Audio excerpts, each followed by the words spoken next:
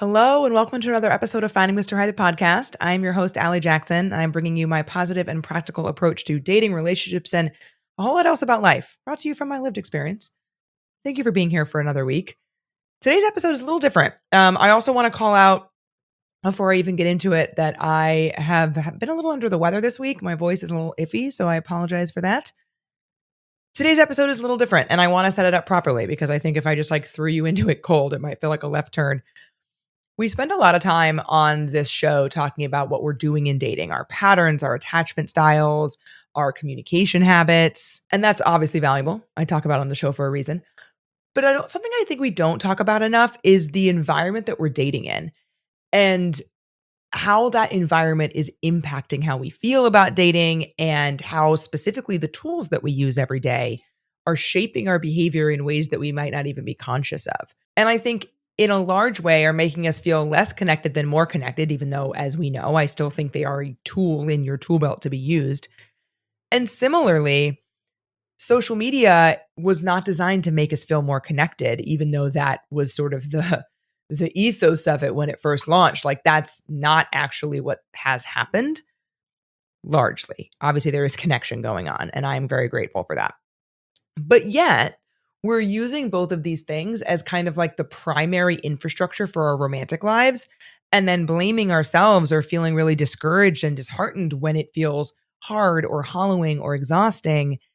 And my guest today, Alex Wolf, has spent her entire career looking at exactly this. She is a tech philosopher, really, and she is so friggin' smart. I mean, just hearing her talk, you'll know this immediately. You might recognize her name or perhaps the company that she originally founded that was called Boss Babe, and which she has since sold and have been on her own journey for quite a while. She's not here to tell you to delete your apps or that technology is all bad, but she is here to help you understand the water that you're swimming in a little bit. And I found this conversation genuinely eye-opening. I mean, I think it opens a lot more questions than it answers, but that's sort of the point. I think that's sort of her point. And I think you're really going to enjoy it. Due to the fact that I've been a little bit under the weather, I don't have that many updates to report out on this week, or really any at all, besides the fact that I've been trying to rest, which is especially hard to do in the summer when you have this guilt of, oh, well, it's not going to be nice come winter time and I'm going to wish that I spent more time outside, when really I just need to slow the fuck down. And so that is what I am doing this week.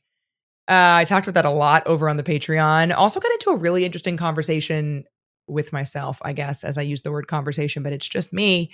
Got into a really good dialogue. No, dialogue is also two people. Got into a really good topic on the Patreon this week about my own spiritual journey and how I came to identify religiously the way that I do, or don't, as the case may be.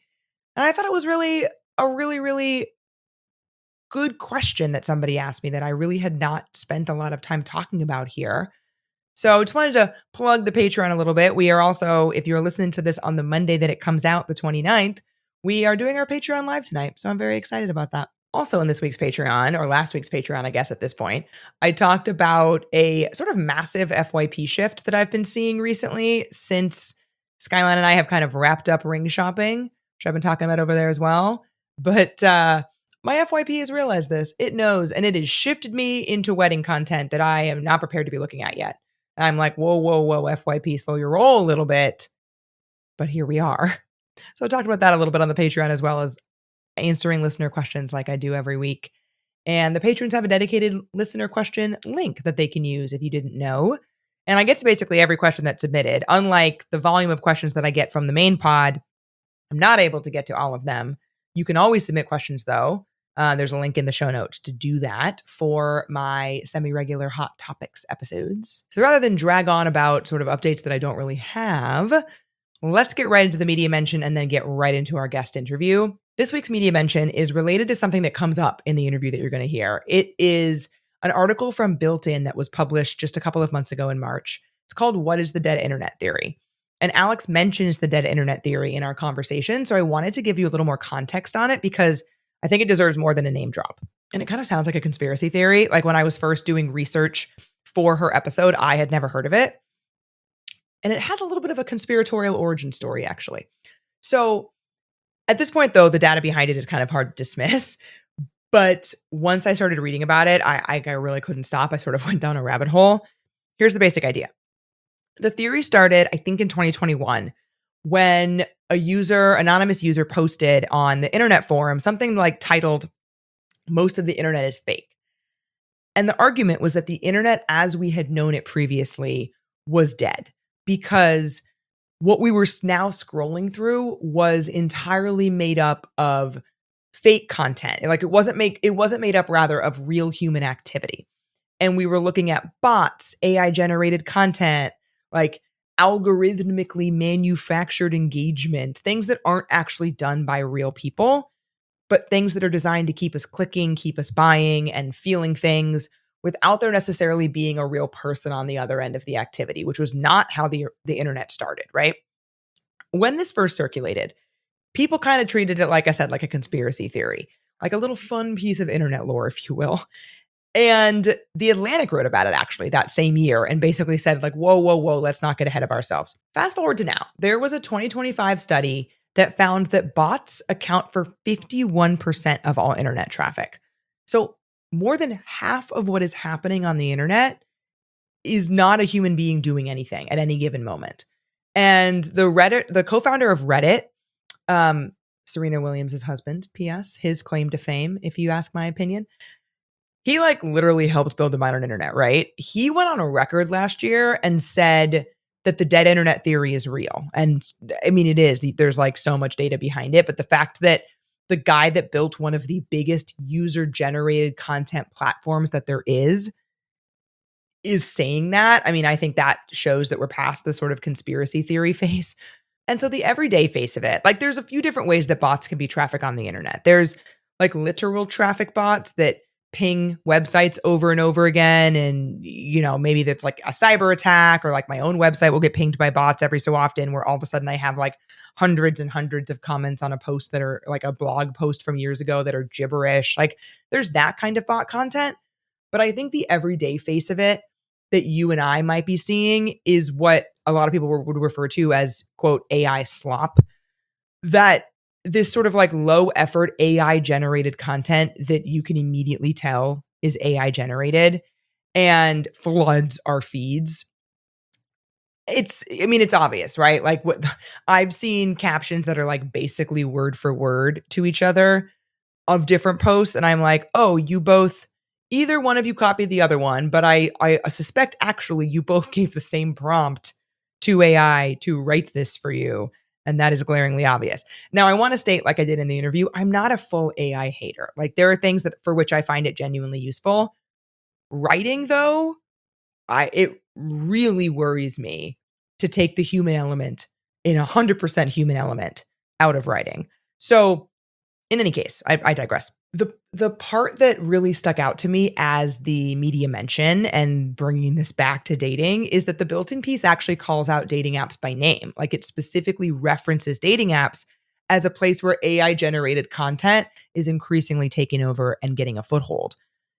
And it really shows, I think, when you're swiping and you see a profile that feels like kind of hollow, that's like that those pictures maybe have a little something weird going on. Or like you're having a conversation that seems smooth, but then all of a sudden it like turns weird or maybe drops off. Sometimes that's like normal human behavior, right? Wish that it weren't. Sometimes though, I think you are not talking to a real human on the other side of things. And there are bots on dating apps. There have been for years, but the scale of it and the sophistication of it is something that I think most of us have not reckoned with. And it's not even just sort of like fake profiles, which I think happen less than people think they do. It's also when you hear about programs that people have put into place to swipe for them, to message for them, to sort of gamify the system, to increase their stats, which Alex and I get into in this interview. I think that's actually the through line of everything that Alex and I talked about. Because we kind of kept circling this question of why does it feel so hard to connect right now? And why does so much of what we do online feel like it should be working but isn't? And I think that the dead internet theory is part of the answer. Like it's not just that the designs are bad or that we've lost the social skills or that people are emotionally unavailable. I think it's that the environment itself has been quietly, or sometimes not so quietly, filling up with content and activity that is designed to simulate human connection without actually being it. And we're dating in that environment. We're trying to find real people in a space that is increasingly not made of real people. One researcher actually, when I was looking into this, put it really well. They described it as human-made content becoming a premium good. Actually, this goes back to what Alex said when we were chatting about how one thing that teachers are doing to get around students using AI for projects is making them like write things in real time with pen and paper. And why is that not now considered the premium good if that's sort of the only way to truly circumvent the AI intervention? And it's like when you think about how handmade items now are at a premium after like the Industrial Revolution, like things that are generally made by machines now, handmade things now have a premium on them. Think about that in a dating context. Authentic human interaction, a real person who actually read your profile and thought about what to message you, it could eventually become the exception. And I don't even think we have language for that yet. And that's one of the points that Alex makes, is that the internet and the world is evolving at a pace that we cannot possibly keep up with. And it's, again, this intro has opened more questions than it's answered, but I want that to be the point. This episode is a little bit more esoteric. It's a little bit more philosophical. I find this stuff deeply fascinating. I hope you do too. So without further ado, let's get to Alex. And we are back with Alex. Hi, Alex. Welcome to Finding Mr. Height, the podcast. Hi, thank you for having me. So excited for you to be here. For people who don't know your backstory, I gave a little bit of an intro in the beginning, but you built one of the internet's biggest communities for women in your early 20s and then walked away from it. Most people in that position would kind of like double down. So I'm curious, what actually happened there? Tell the listeners a little bit about it. Yeah, well, I walked away with it, but I walked away with a really big check. So it wasn't like I just Yes. um Important caveat. yes. But the story goes that I am a millennial and wanted to use the power of the internet to make money. This was about like 10 or 11 years ago. And I built out this brand that ended up being a cultural phenomenon. But the truth is, I was still so young. I was only 21 when I like started it, and then I was 23 when I operationalized it. So like I hired a CEO and built, a team. And when I was offered to have it acquired, I just was like, this is great because I felt like I never really got a chance to explore who I was in like post Yeah. high school or like in my early 20s. Like it was just like the second I turned 18, my dad was like, you need to get a job. And so I had to just focus on making money and I didn't really get to like figure out who I was. I'm still figuring it out for sure. Oh, But girl, we all are. yeah, that was a big reason why I decided to sell the company because I wasn't ever planning on like running it for the rest of my life anyway.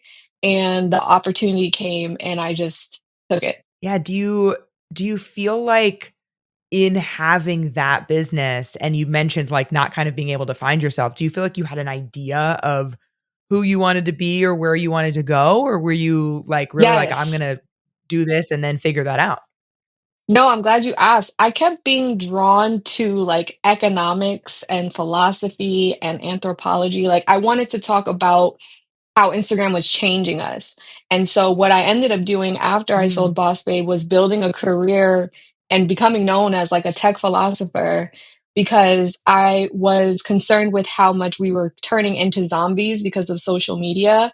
But again, you have to remember this is like early 2010, so social media is big, but it's not what it is now. Like it's still right. new. And like when I first started Boss Babe, I don't even think like Target had an Instagram just as like a reference or like the concept of Yeah. having a business on social media. It was like, why would my business need a Twitter? Like that was where we were at culturally.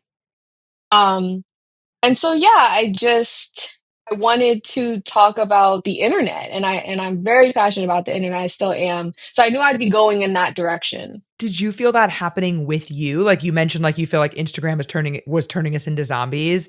Was that something that you recognized in yourself as well at the time? Yeah. So what's funny because Boss Babe gave me so much clout. So imagine you're in your early 20s, you're rich and famous, like a disaster waiting to happen, right? So Yeah. I can't imagine if I had any like real money at that time what I would have been doing. crazy. People at the time, this was the beginning of she can come, but let me see her Instagram. So like, or like, Mhm. are you going to get in the part? Like our Instagram was beginning to become our identity. And as much as I was appreciating the clout, I was also concerned because I was like, you guys don't know anything about me. Like, it's just the fact that I have all these followers on Instagram that I'm allowed at this table.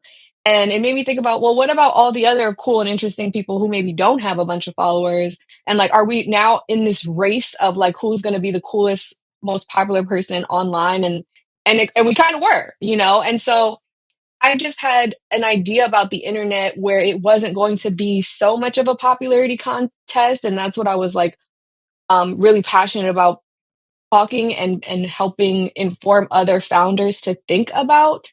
Yeah, it seems like maybe building something so big on social media sort of highlighted for you the difference between reach and actual connection. Right, exactly. Yeah, I felt like as Boss Babe was growing, um, it did give me a lot of attention, but I didn't feel connected to that many people in my life. I feel like people were gravitating towards me because I had a big audience and because I was like internet famous, but that didn't equate to Yeah. real friendship or real connection.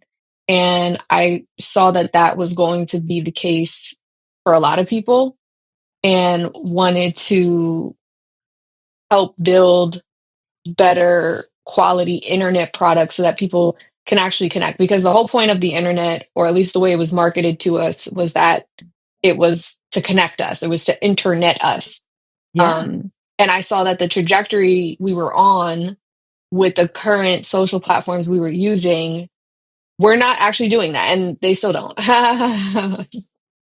Yeah, spoiler alert, it might be worse now. Yeah, I mean, what do you think as you sort of look back at that? Like you wrote Resonate, I think, to help people build audiences, but I think the deeper thesis that I feel like we're getting is not, here's how to get followers, but almost like a warning of that kind of what you're saying of like, hey, I built this big audience, but it didn't actually connect me to people. Like it isn't necessarily fulfilling on its own in that way. Yeah, and I think it calls into question of, I think if you're building a brand or if you're an artist, having an audience makes sense, but just as an individual, do you Yeah. need an audience? And I think that's what the question of modern social media is begging us to ask, because there's pressure to have an audience and there's an expectation and standard that we must all be influencers or content creators of some sort. But is that necessary to our own individual goals and what makes us happy individually? Usually not. So I definitely think that our perception of the internet is so narrow. We tend to homogenize the internet with like Instagram or TikTok, but it's those are tiny, tiny slivers of what the internet actually is. And I'm excited for like what Web 3.0 and beyond has to offer, because, in my opinion, the internet is still very much a baby. It's designed in a very low hanging fruit, not thought out way, and it deserves better infrastructure for all of us. Yeah, absolutely. I mean, I think the same thing that you're talking about in terms of when the internet was marketed to us and what it was supposed to provide and where we see it now. As you know, that this is a dating and relationships podcast. And I think I see such a parallel in that with dating apps in that same Oh way yeah, from honestly the same time you're talking about. that was definitely a technological overhaul. That period. So it Ugh. didn't just impact social; it impacted dating, finance, politics, all facets.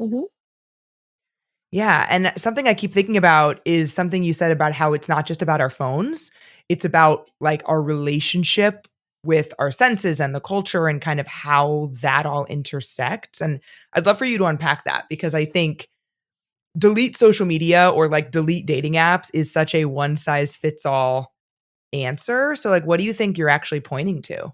Yeah, I really don't like when people say, "Oh, well, if you don't like Instagram, just don't use it," or "If you don't like your phone, just don't use it." I find that Right. to be an intellectually unsophisticated statement because it doesn't properly contextualize the economic and social necessity in today's world of it. Like, if I take Instagram out of my life, I'm cutting myself off from so many business opportunities, social opportunities. Like, we when we said those things in the 2010s, there was still enough of an analog world to do that in. And the social media world wasn't as developed. It is completely developed and integrated into everyday life. So it doesn't matter if you're a student, it doesn't matter if you're looking for a job, it doesn't matter if you're looking for a date, it doesn't all the step ones for those things, if you read a book or if someone tells you the first thing to do, the step one thing they're going to tell you to do is is to market what you're looking for online. That's what they're going to tell you to do. Well, there was a day where you didn't have to do that. Um, and so we have an antiquated paradigm, meaning that the way we look at the internet, the paradigm in which we look at it out of, is older.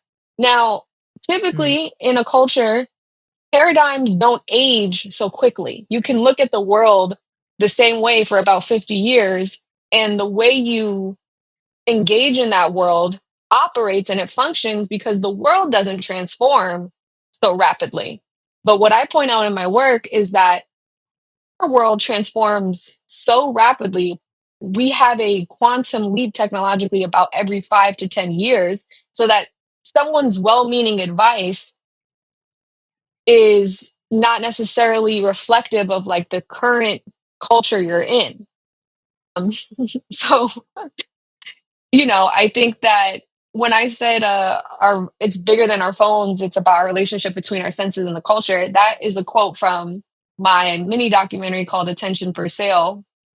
And the idea there was my main concern was how social media being built as advertisement business models with very little regulation in how that impacts what consequences it means for our nervous system, overstimulation, anxiety and depression, addictive behavior, which is what it has done to us on a collective level.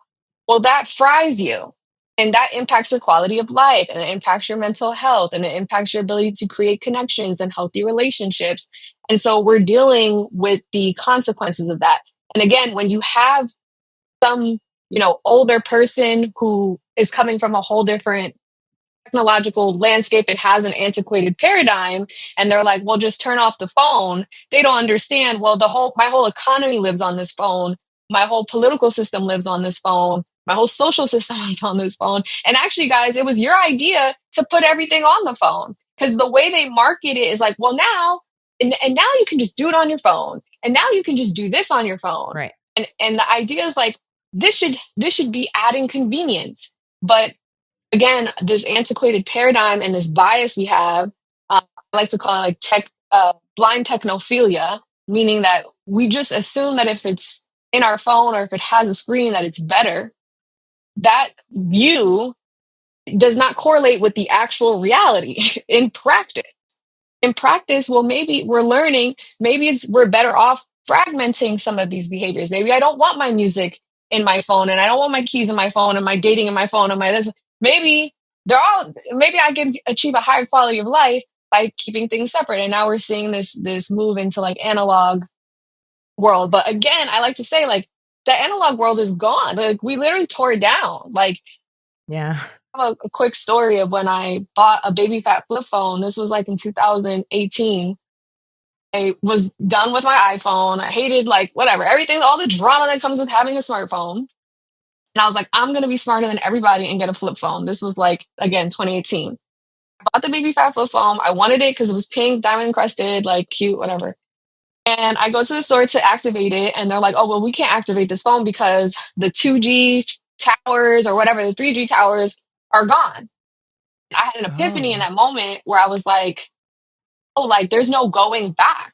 Like, you can sit in a room, yes, and like, or you can sit in the grass on your own for like 60 minutes, yes, because like TikTok wants to fight me on this, right? Like, I'm not saying that you can't, there's not grass outside. There is grass outside, and we better go touch it while it's still there, right? But in terms of the actual world, that world, like those towers being ripped down. I like to take pictures of TVs and old computers I find on the street. We threw all of that in the garbage. Now, what makes someone throw all your favorite CDs, all that stuff that you would probably crawl eBay today to find and buy again at a premium?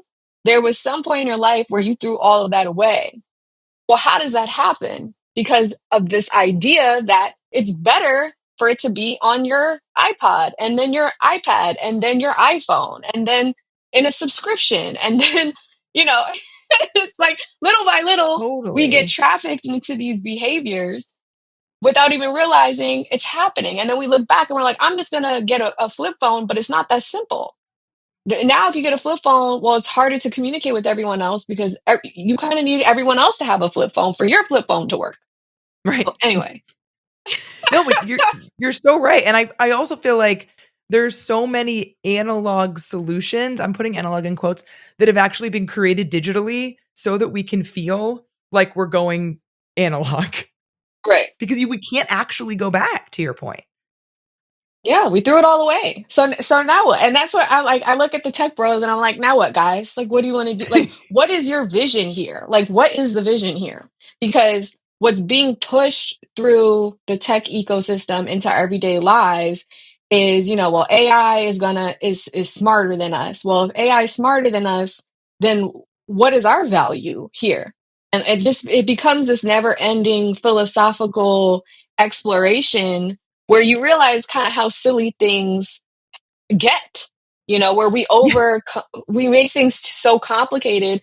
Funny news headline I saw the other day that the way that teachers are dealing with students to avoid students from using AI is they're making them write with the hands. literally pen and paper. Yep.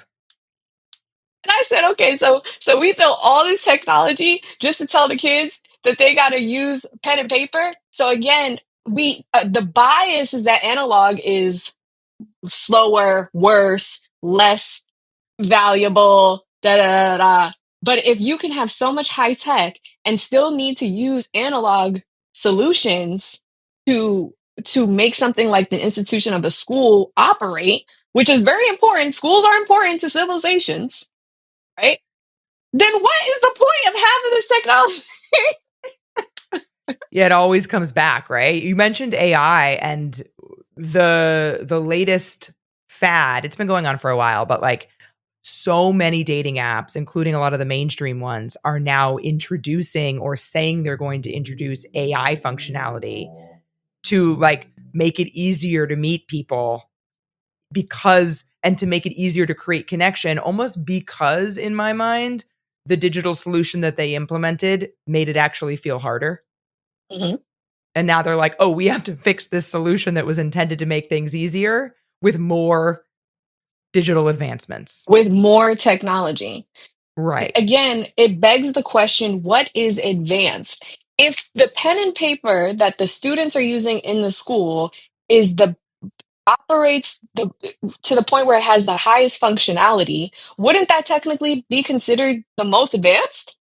So again, the bias is what we need to remove. People think I have a beef with technology. I don't. I have a beef with the speed of integration. It's really the speed. I can handle AI. I Mm. can handle half of these things, but it's the speed of adoption that is the big threat and liability. Because if it's integrating and changing our brains and changing our perception of reality and changing the structure of our economy and our politics, well, gee willikers, it's going to be really hard to manage in this climate. So, yeah, I just feel like there again is this bias that by stuffing even more technology between two human beings, they're somehow going to connect easier. Well, human beings have been around for forever or a really long time, and we were able to connect before the internet. But I think people have forgotten. People, like, to They your have point about how forgotten. we threw away so much of that. I think another thing, and to be so clear, I also think that the pandemic had a huge hand in this in terms of Absolutely. like people forgetting how to interact. So it's not just technology. But Yeah. just like you said about if I get a flip phone, I need other people to have flip phones in order for me to be able to communicate with them. It's like I can go out in public and try to talk to people and try to socialize and meet people in an analog way, but I can't do that alone. Like other people have to be willing to meet me there.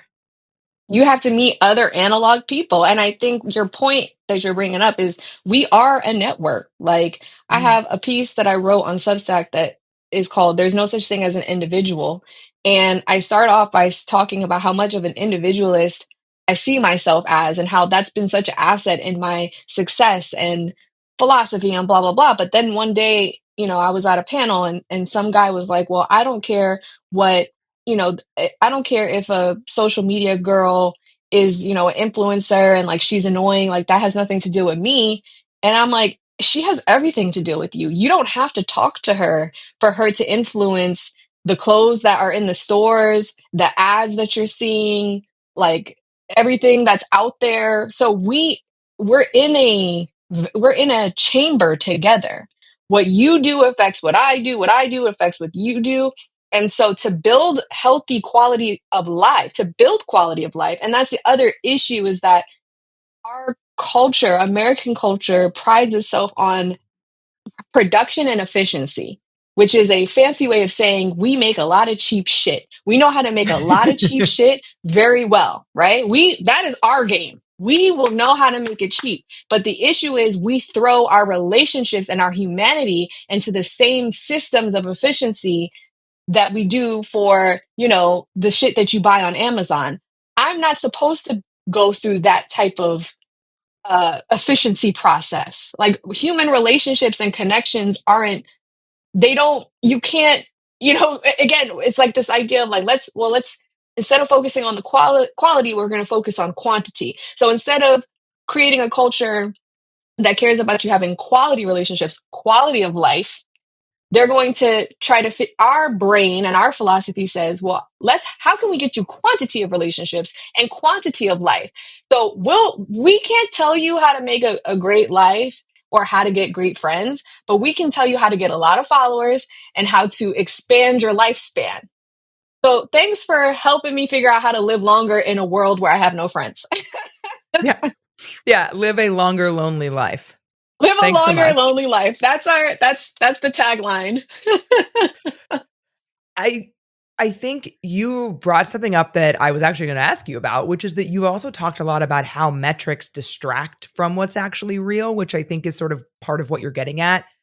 There is, for a large subset of people, a metric obsession in dating, like number of matches, response rate, how quickly someone is texting back. Like there's a lot of talk about how it's all a numbers game. And I don't dispute that to some extent, right? Like you obviously, in order to meet someone, you have to meet someone.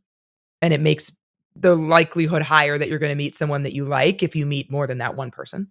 Sure. But what do you think? How do you think what you're saying translates to that relationship building, especially in a romantic context, in a dating context? Oh God. Data and dating, I don't know how I feel about that. um Look, there's a concept called Goodhart's law. And the idea Mm. is that if a metric is sought too aggressively, it loses its meaning. So an example of this is there was some town, I want to say it was like in Asia, maybe India, and they were dealing with a cobra problem. There was like too many Uh-huh. cobras, and they were giving out monetary rewards for people who would kill these cobras.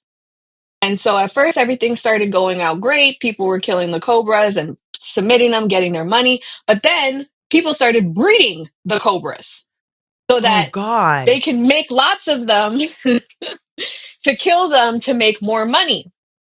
Now, let's look at followers. Let's look at likes, right? One of the questions I love to ask people, and I'm going to ask you, is what does a like measure? Literally someone just tapping their finger on a screen. So someone tapping their finger on a screen, that metric was used to build out political campaigns, marketing that little line of code has been integrated so deeply into the meaning of everything, even though it doesn't even really measure anything.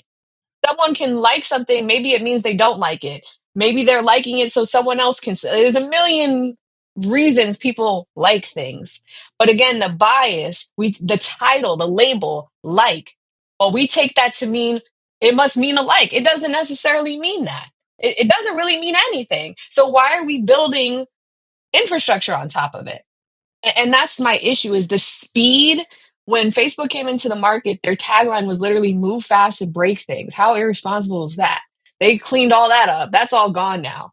But there's this literally is championed in the tech community to move fast and break things, literally on purpose, be destructive. Because when you're destructive, and even disruption is a common tech a concept that you want to disrupt markets Yeah. and you want, yeah, well, you're disrupting my culture and you're disrupting my quality of life. And so I guess in the context of dating, I can see how those same kind of like whatever data they're using to measure, I think it's helpful contextually, but not something we want to, we don't want to mistake the map for the territory, is another way I like to put it. The map is not the same thing as the territory. Just because the data says a million people like this, we can't just conclude a million people like this. We can't conclude that. And so whatever the data is telling us in dating, it's very similar. Also, dating apps are usually entirely built off of a male gaze and in a male focused way of dating, of like kind of like shopping through women. Yeah. Which I think Instagram is also like that. So it's just like all of these tools are built, the mind of the designer will always leak into the design.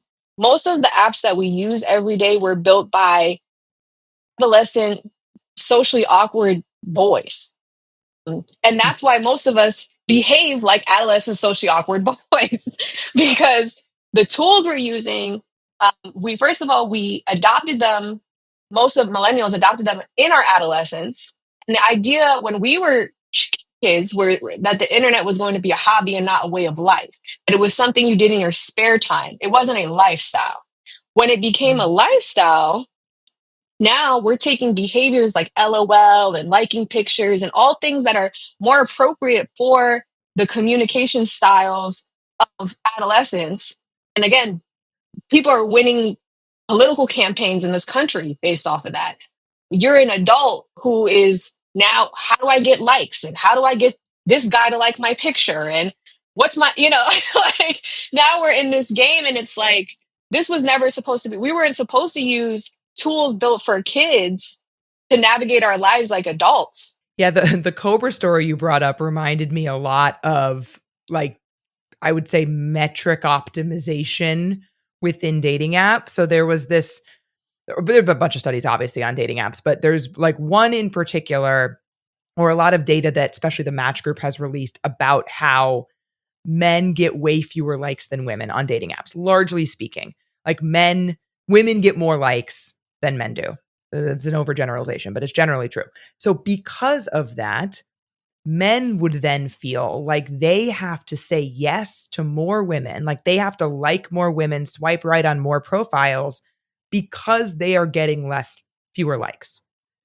But then what that means is that women are now getting more matches where the guy's not actually interested and therefore never messages her.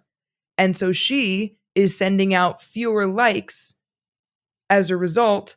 And now the guys are getting even fewer likes because the women have brought down how much, and around we go. Around it. You just gave me an epiphany. That's like a symbolic representation of like fertilization. So like sperm and egg, right? So and we see this where it's like, all right, well, I'm gonna spray and pray. Like I'm just gonna like see what I can get, right? Where the women, like you said, are being more selective. Like, wait, like I only have but so many, um, who do I, again, quality, quantity, these same themes, they just keep coming up. So we can build higher quality internet and dating apps and all these things, but we need to take a step back in our philosophy and our reason for the design. We have to understand that this is more complex than just creating a like button. That's not going to really, it's not, it doesn't really do what it says it does. It's not that straightforward. Yeah, I mean, it definitely is not. And I think it's actually creating a bigger loneliness problem, while also, I think it is a necessary tool in today's world in the same way that you were like, well, I can't just go out and get a flip phone on my own and I won't be able to communicate with anyone. It's like if you decide not to have dating apps, totally rock with you on that decision, but you are removing a large piece of the way that you're able to meet people. It's just like telling someone, another example I give all the time is telling someone they don't need a car. You don't need a Uh, car. But if you live in the suburbs that's designed for cars, like, yeah, you could technically walk. Yep, I could technically sure. walk. But the environment that has been built is optimized for the car. And so it's the same thing Mm. with dating. The environment that has been built has been optimized for this smartphone. I always forget that. So I live in New York City and I always forget that most places are not walkable. And so I will like Mhm. in the same way that the city is. And I will look up and be like, oh, it's only a mile away. I'll totally walk that in New York. Right. And next thing you know, I'm on the side of like a 6-lane highway looking like a crazy person. Right. Exactly. Exactly. But I forget that. So I do think, though, I'm curious your thoughts about sort of generationally, we as millennials have a different relationship to the internet than any other generation, I think, because it like came about, to your point, during our coming of age, during our adolescence. Mhm. I do think there is at least an attempt at a return to IRL with like Gen Z and wanting to turn away from whether it's dating apps or technology and wanting to like do things a little more analog. Do you think that shift is real and will it actually help fix what you think is broken? I do think the shift is real. I do think it'll help fix what is broken. I think, one of the things that came to me recently was there is a concept of dead internet theory, which basically is about how more than half, the majority of the activity happening on the internet is through either bots or spam, or it's low Mm, quality activity that is not really, again, representative of true human connection. However, what's happening is this carcass is forming, and I feel like, yes, millennials and Gen Z are kind of like crawling over that rubble and still in a very human connection way are still looking like the human soul is always going to look for connection. It doesn't matter if you put a bunch of shitty apps between us and shitty technology. We're kind of like we're just designed to find each other and still look for each other. And so this next generation of internet behavior, which looks like it's going towards streaming, um, mm, streaming represents live activity. It's basically, again, our bias is that we don't need the real world because we can use the screen to replicate the real world. But the way that we're designing products in the screen don't really reflect the real world. But right. through, like I said, live streaming, chats, things like this, it's a better representation of the real world. It's still not obviously a full replication, but we needed this time to just even get to this phase in internet behavior and design because the internet is a baby. I often say the seatbelt, the car seatbelt was invented about 60 years after the car. It took about 60 years to fully regulate and integrate the seatbelt. 60 years. Okay. The internet's Crazy. only been out as a mainstream consumer product for about 20-ish years. 25 if you want to argue. Like, what?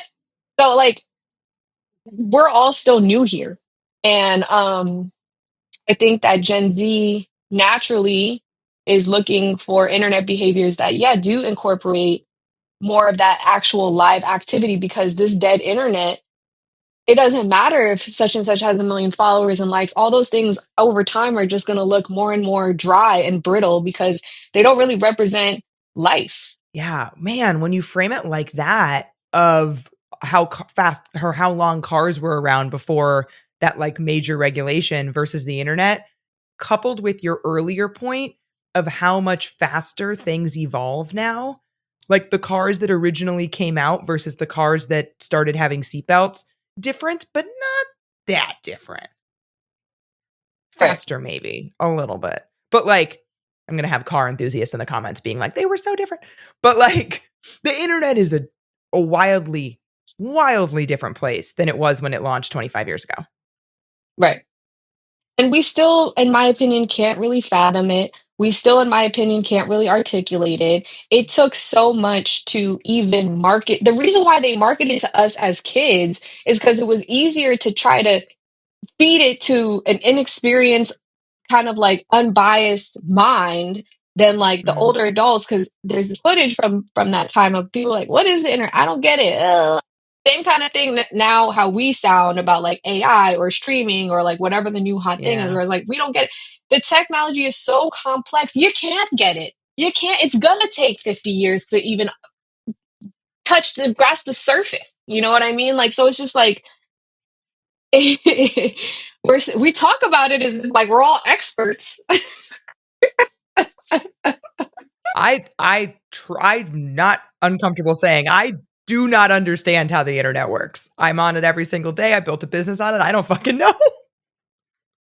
And so that's the whole thing is like, you know, integration, how technology integrates, how complex it is.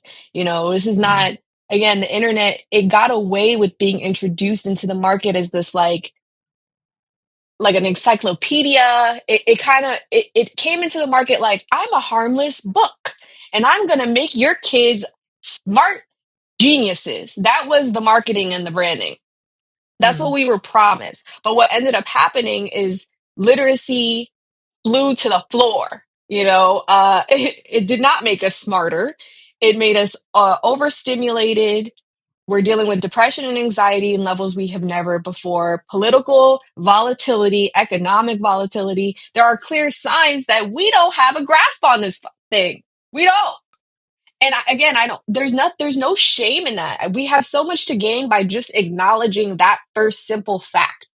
Instead of going Mhm. around and everyone's pushing each other over the head to sell their new AI product and talk about how they're AI experts, and I'm like, you got to give me a break. We haven't even cracked the code on the internet yet, and you guys are already to the next quantum innovation in technology. Where are we all going? What are we all in a rush to do? And it's like the promise is that by integrating all this technology, the world is going to be a heaven. It's going to be a utopia. But why are we in such a rush to get to this utopia? Why is it we got to get to this utopia right now? And apparently, I'm supposed to follow these leaders there. This is who's going to take me there. People who have no idea what I deal with and what I go through, and probably have never taken a train in their life, or you know what I mean? Had to date in the way I have to date, or any of those things. Make it make sense.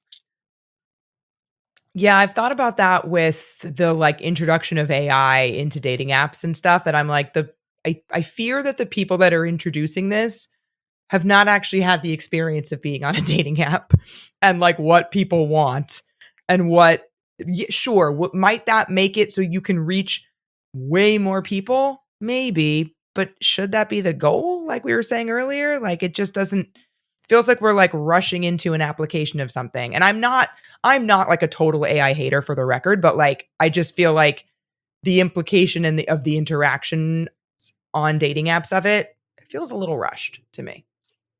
It's rushed, and I love what you said. Like, I'm not an AI hater. You can't be an AI hater, and you can't be an AI lover because we don't even know what. Like, you'd have to first be able to properly assess what the technology is and then see how it changes and what it does to even have an opinion. But it's like saying like I'm not an electricity hater. Like, it's that complex. Well, I mean, I could use electricity for a bajillion things. There was a panel, this guy, he was like, well, AI, it's all just about how you use it. If you're a good person, you'll use it for good things. Like whatever, the same argument I hear a million times. And I said, because he was like, a knife, you could kill someone with a knife or you could chop vegetables. And I said, would you give a knife to a 2-year-old? And he was quiet because it's not about who's good or who's bad or if you like it, if you don't like it. It's about the fact that it's alive. It's alive and it's dangerous. Okay. Yes, you can use a knife to chop vegetables, but the reason why you wouldn't give it to a 2-year-old is because the 2-year-old might hurt themselves because they don't Right. understand what it is. Okay. And we are all 2-year-olds right now, quite literally, in terms of like how old it's or how long it's been in the market in this like kind of mainstream way. And I could do damage with this thing, right? People can do Oh, damage. And yeah. even if I'm a good person, there's other people who might be creating media that's harmful, deceiving. Scams are going to go through the roof. Like it's so uncontrollable.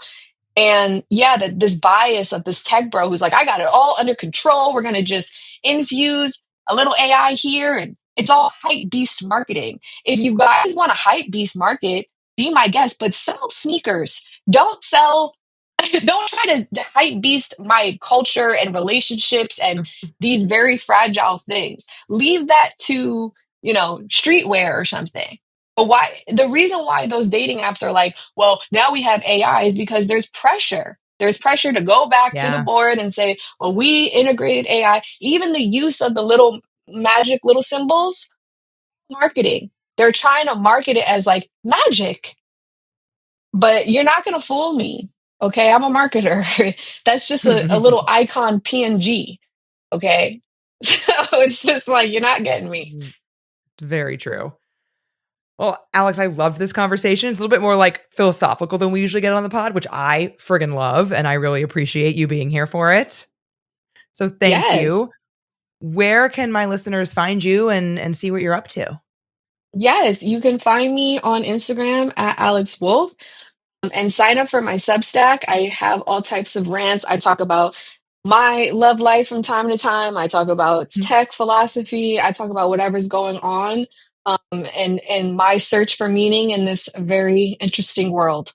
So connect with me there. Amazing. Well, thank you again. I appreciate you being here. Thanks for having me. And to the listeners, we'll talk to you next week.